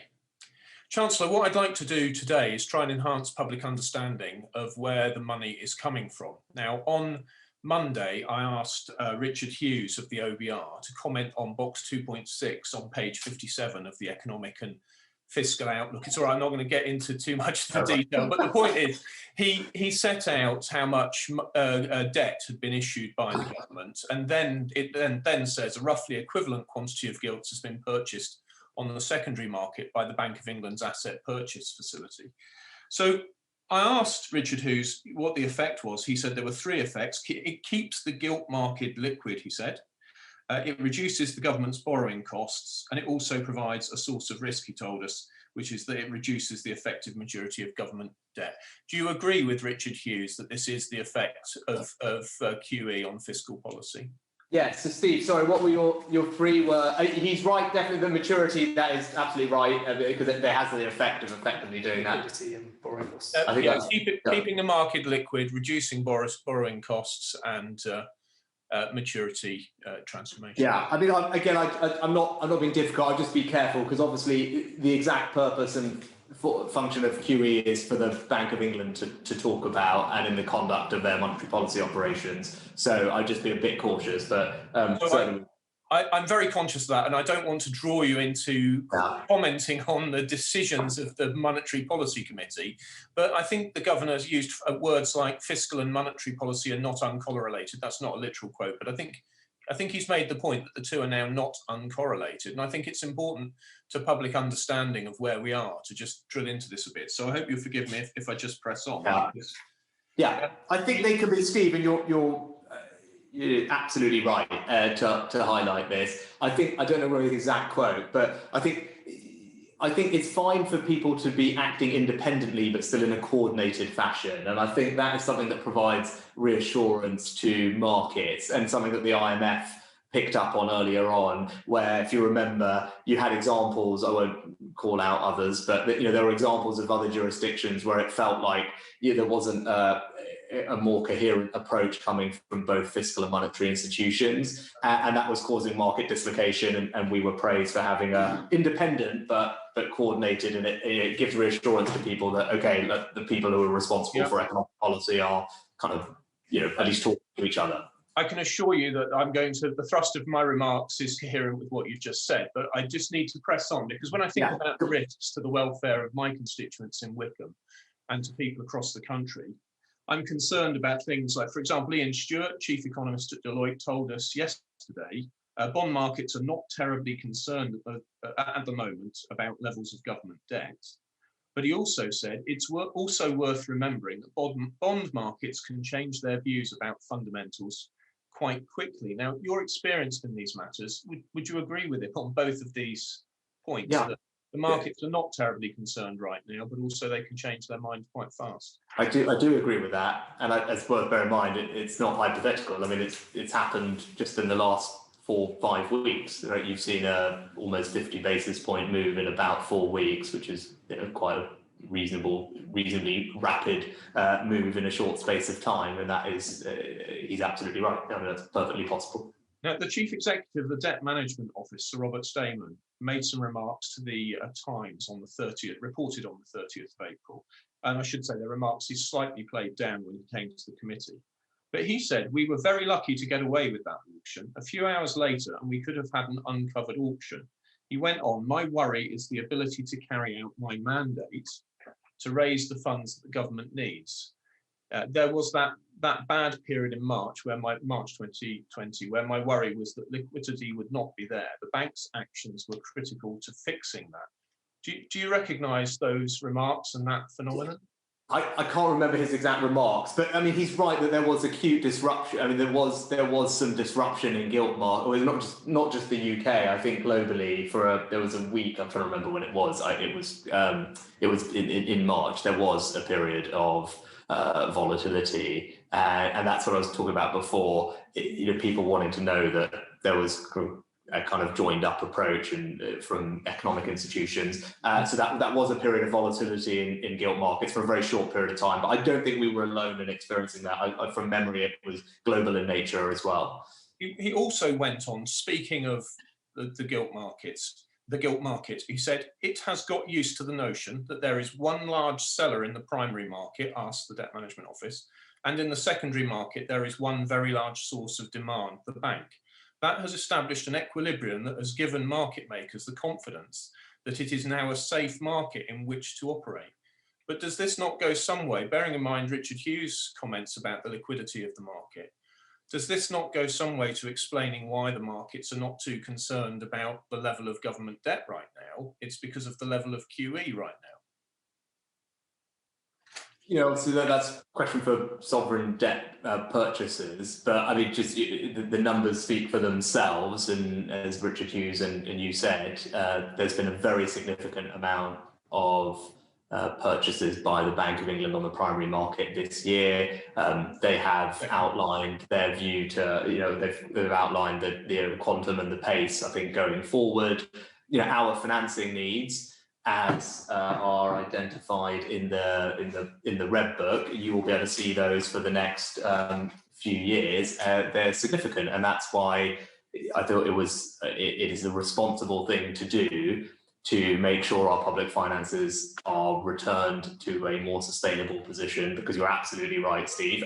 We have to finance the spending that we can't finance through taxes, and bond markets, charge us a price for that. And as we've been discussing, that price can change, and that has now a reasonably significant impact on our borrowing costs. I have to say, I'm not trying to catch you out here. I'm trying to make the point in the public debate that this is a very serious situation. Because also the Telegraph recently had an article by Matthew Lynn on 10th of March yesterday, referring to the OECD's economic outlook, starting to say now that some signs of inflation have begun to emerge. So I just want to turn to an exchange we had at length with the Bank of England on the 20th of May. I mean, I won't get into too much of it, but the governor at the end of it, the conclusion of my exchange, the governor said to me of the bank, we have no objective to make sure all gilt auctions succeed. If a gilt auction fails, a gilt auction fails. It's not part of the objective of the Bank of England to make all gilt auctions succeed. And I know you would recognise that. But the point I really want to ask you about is that Jan Vlega said this. He said, if we were the central bank of the Weimar Republic or Zimbabwe, his words, not mine, the mechanical transactions on our balance sheet would be similar to what is actually happening in the UK right now. End quote. Now, the point he was making, and I'm very clear about this, and the bank were very clear about it, was that it's the independence of the Monetary Policy Committee that enables them to conduct monetary policy at the scale that they are, with the consequences for the bond market. So I've really got two questions for you. The first is, I think, quite straightforward. As Chancellor, as the person who hands them their mandate, will you commit to maintaining the Bank of England's independence in pursuing price stability, please? Yes. Thank you. Because the concern... Already done, Steve, because we've got the mandate is published, but yes. And you are absolutely right to highlight the importance of independence. I couldn't agree more. I think we're all agreed, but this is the problem. This is my final point. The thing that keeps me awake at night is that I worry that if inflation were only to get up, and I appreciate it's a challenge raising it at all at the moment, but if it were only to get up to say 5 or 6%, only 5 or 6%. The Bank of England have been very clear with us, and you're clear with us, that they independently must pursue price stability. And so even at relatively low levels of inflation in single digits, they presumably would be looking at tapering off QE and possibly raising interest rates. And elsewhere, we've talked about the effect that would likely have on the bond markets. Can I just ask you what your reflections are on the fiscal consequences for the UK of that scenario, and to what extent are you concerned about it? I think that brings us right back to the beginning with the chair's question, and I think you've articulated the risks very well. So I'm not sure there's much I can add, but you're right to highlight the sensitivity of our fiscal situation to changes in inflation and interest rates. And you are right that the bank has an independent, rightly so, remit to focus on price stability. And as they do that as interest rates change, that has implications for the public finances. Chancellor, thank you very much. You'll certainly have my support as you seek to do responsible things with the public finances. Thank you, Steve. Steve, thank you very much. And that does bring us to the end of this evidence session. So, Chancellor, could I thank you very much indeed for appearing before us and answering our questions this afternoon, and also to thank Dan for your contribution as well. There are a wide range of issues that we've discussed today, and I think it's fair to say there are some areas of agreement and inevitably some of quite strong disagreement. But what I think we can all agree upon is these are unprecedented times, certainly some of the most challenging outside of wartime. We don't envy you the hand that you have been dealt, and I think I speak for the whole committee when I say, for the sake of our country, we hope that you take the right decisions going forward and that you successfully meet the challenges that you face. And at that point, I am going to conclude this session. Order. Great. Thanks very much indeed. Thank you. Committee Room 15, sound.